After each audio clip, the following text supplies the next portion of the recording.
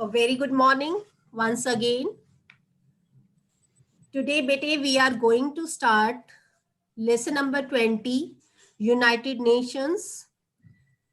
It's very important topic as you might not be knowing what is United Nation. I am going to explain each and everything and listen it carefully. Then only you will be able to understand the chapter. Lesson 20, United Nations. See, you might be seeing so many flags. It represents different countries. World में जितनी भी countries हैं उनके flags यहाँ पे show कर रहे हैं. तो यूनाइटेड नेशन आइडिया अब आपको हो गया होगा कि ये एक इंटरनेशनल ऑर्गेनाइजेशन है जिसमें डिफरेंट कंट्रीज जो हैं वो मेंबर्स होती हैं. So let's start. What is United Nations?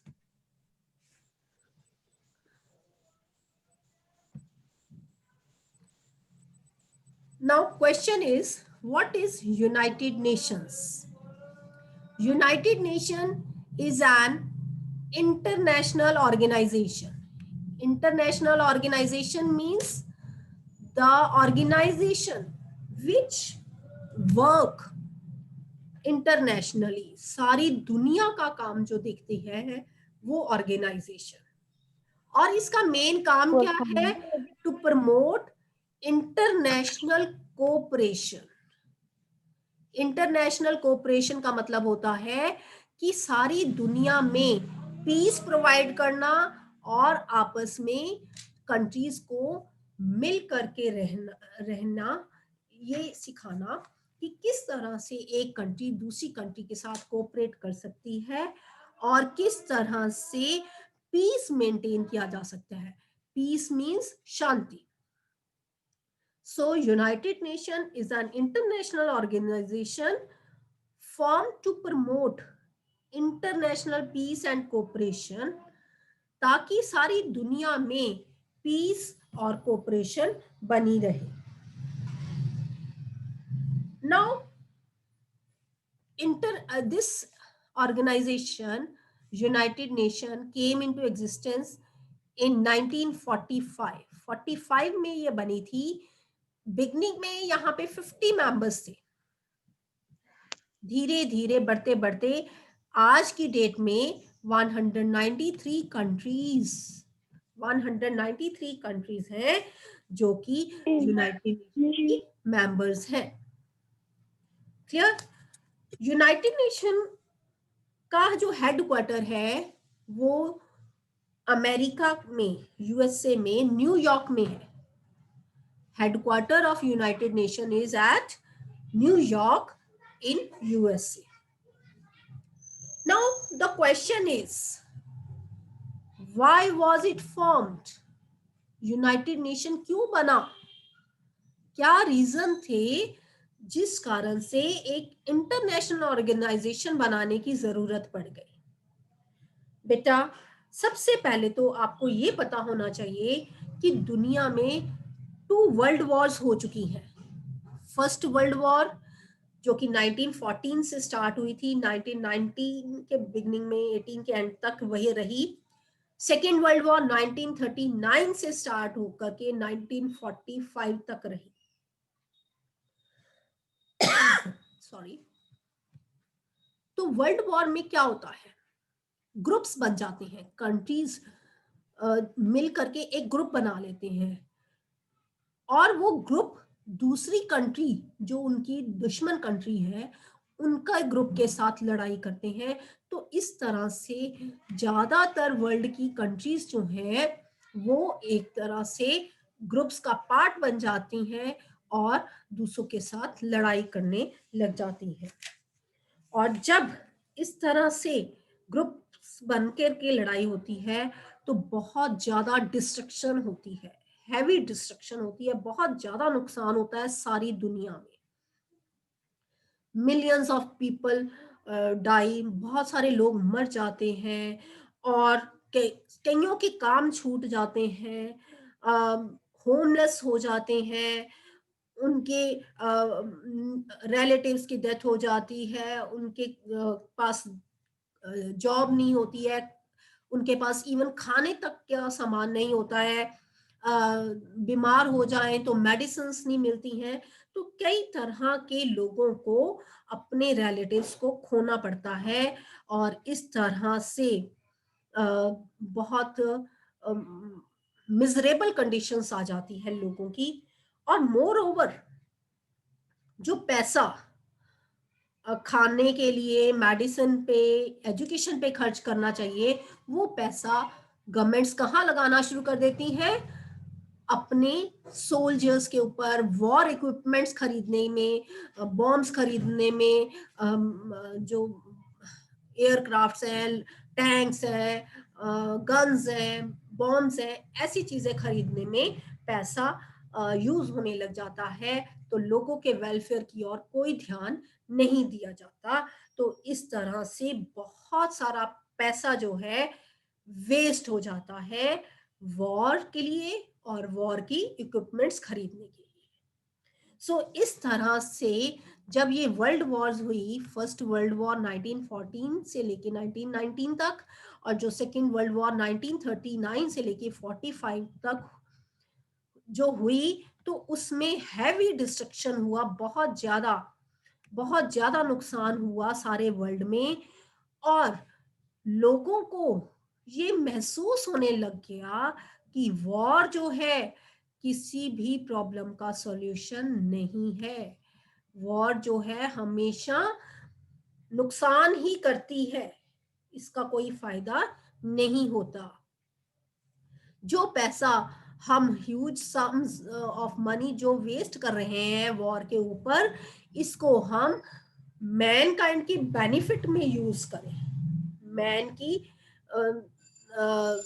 Human beings की बेटरमेंट के लिए, उनको एजुकेशन दें, उनको खाना मिले, उनकी लाइफ जो है लिविंग स्टैंडर्ड ऊंचा हो। तो इस तरह से ये जो पैसा है हमें वॉर पे खर्च ना करके उनकी भलाई के लिए, उनके वेलफेयर के लिए यूज करना चाहिए।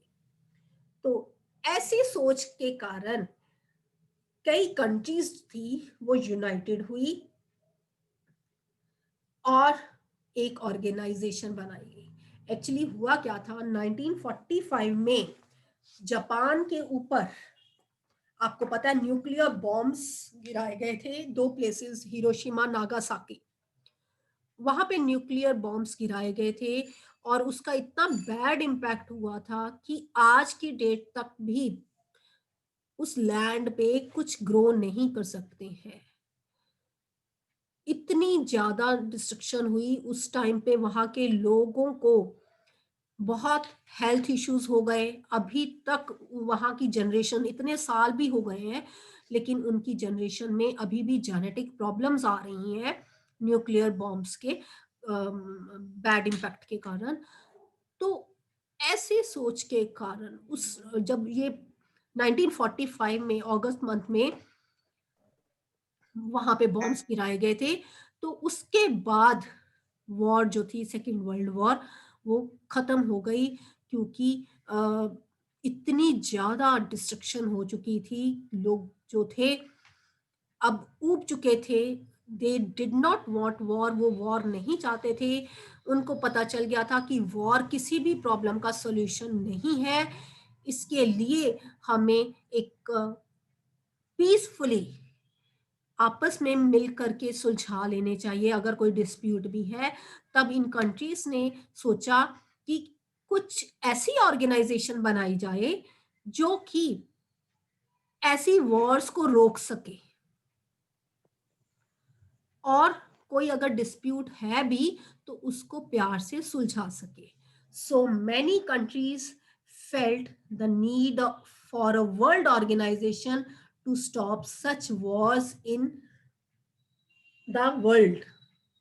और ये सारी पीस लविंग कंट्रीज जो थी मिलकर के इकट्ठी हुई और यूनाइटेड नेशन ऑर्गेनाइजेशन बन करके तैयार हुआ 24 अक्टूबर 1945 में। सैन फ्रांसिस्को, यूएसए में एक प्लेस है, सैन फ्रांसिस्को, वहां पर ये सारी मेंबर नेशंस के जो नॉमिनेटेड पर्सनालिटीज थी वो मिलकर के इकट्ठी हुई, उन्होंने एक चार्टर साइन किया, यूएन चार्टर साइन किया। 50 मेंबर्स थे जो बिगनिंग में, उन्होंने यूएन चार्टर साइन किया और इस तरह से यूनाइटेड नेशन ऑर्गेनाइजेशन 24 अक्टूबर 1945 में बनकर के तैयार हो गई। और इसीलिए 24 अक्टूबर को हर साल यूनाइटेड नेशन डे मनाया जाता है। Is it clear? So in this way 24th October is known as United Nation Day every year. Next is the main objectives. What are the main objectives or the main aims of the United Nations? United Nations के क्या main objective थे, क्या उसके AIIMS थे, क्या उसका उद्देश्य था जिस कारण से यूनाइटेड नेशन बनी? सबसे पहले तो they wanted to maintain peace and security in the world. सबसे पहले मेन मोटिव ये था कि सारे वर्ल्ड में पीसफुल एटमॉस्फेयर रहे, कोई किसी के साथ लड़ाई ना करे, लोग सिक्योर रहें। लोगों को हर टाइम लड़ाई का डर लगा रहता है, वो लड़ाई का डर खत्म हो जाए उनके माइंड से, वो सिक्योर रहे, उनके अंदर शांति रहे। क्योंकि अगर कोई पर्सन अंदर से सेटिस्फाइड है, पीसफुल है माइंड, तभी वो प्रोडक्टिव काम कर सकता है। उसका माइंड जो है वर्ल्ड को बेहतर बनाने में लग सकता है। तो इसीलिए सबसे पहले मेन मोटिव क्या था? Maintain peace and security in the world. Next is to peacefully solve the dispute between the member nations. Peacefully solve करना डिस्प्यूट्स। डिस्प्यूट्स का मीनिंग क्या होता है? अरमान Randhawa, you are walking somewhere, sit down. To solve the disputes between the member nations means कि अगर member nation में कोई भी डिस्प्यूट आ गया है तो उसको पीसफुली सॉल्व कर देना मींस आपस में बैठ करके किसी एक डिसीजन पे पहुंच जाना जो जिससे दोनों सेटिस्फाई हो। जैसे कि कोई भी है, इंडिया का एग्जांपल ले लेते हैं, इंडिया पाकिस्तान में कश्मीर का डिस्प्यूट चल रहा है, तो ये डिस्प्यूट यूनाइटेड नेशंस के पास जाता है, तो वो दोनों कंट्रीज की फेवर में ये बात करता है कि ना तो इंडिया को कोई नुकसान हो ना ही पाकिस्तान को, तो इन दोनों कंट्रीज को सलाह दी जाती है कि इसको पीसफुली सॉल्व कर लिया जाए। तो इस तरह से यूनाइटेड नेशन का मेन मोटिव होता है कि किसी भी कंट्री में अगर कोई झगड़ा हो जाता है तो उसको वो दोनों मिलकर के पीसफुली सॉल्व कर ले। Clear? Next is to develop friendly relations between nations. आपस में कंट्रीज का जो है फ्रेंडली रिलेशन रहे। फ्रेंडली रिलेशन से क्या होता है? जब हम फ्रेंड्स बनाते हैं तो हमारे फ्रेंड्स की अगर छोटी मोटी गलती भी हो जाती है तब भी हम उसको इग्नोर कर देते हैं। तो सेम वे अगर एक कंट्री का दूसरी कंट्री के साथ फ्रेंडली रिलेशन रहेगा then they will not fight, they will not have wars. तो इस तरह से कंट्रीज के बीच में फ्रेंडली रिलेशन बनाना नेक्स्ट मोटिव है।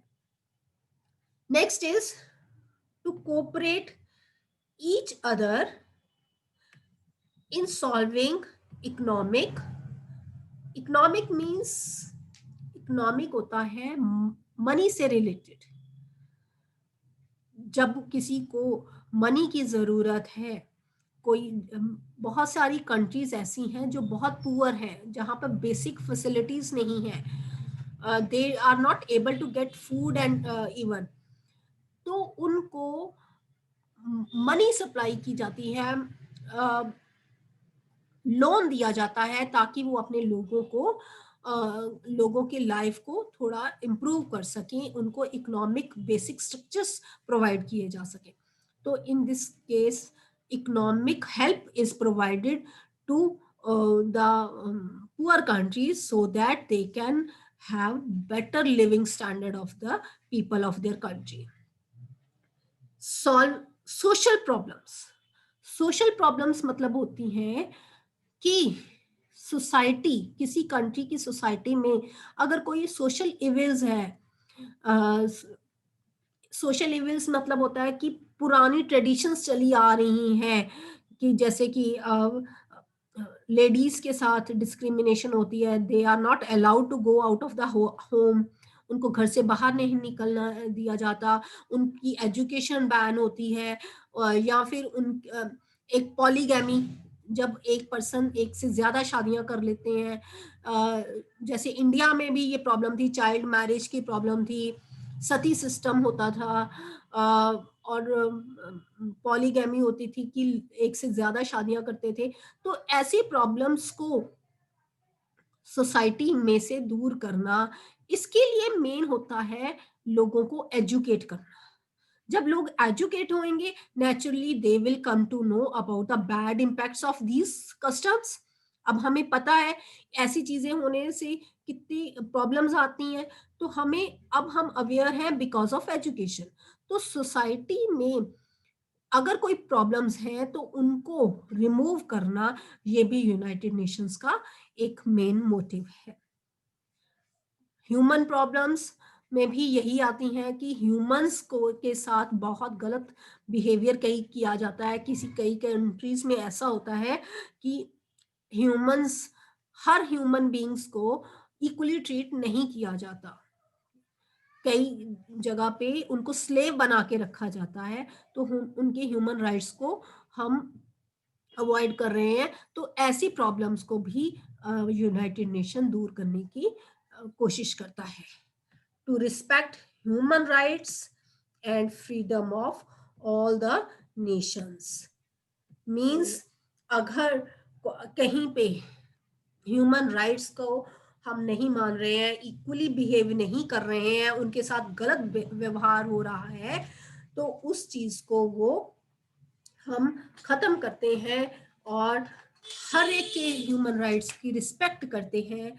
और जो कंट्रीज डिपेंडेंट हैं उनको हम फ्रीडम दिलाएं. यूनाइटेड नेशन का ये मेन मोटिव था.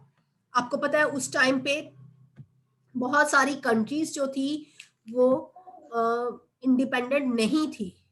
तो उस टाइम पे ये फील किया गया कि लोगों को अपनी कंट्रीज में फ्री मतलब रखें, इंडिपेंडेंट करें, ताकि ये कंट्रीज अपने अपने ढंग से अपने देश के ऊपर रूल कर सके.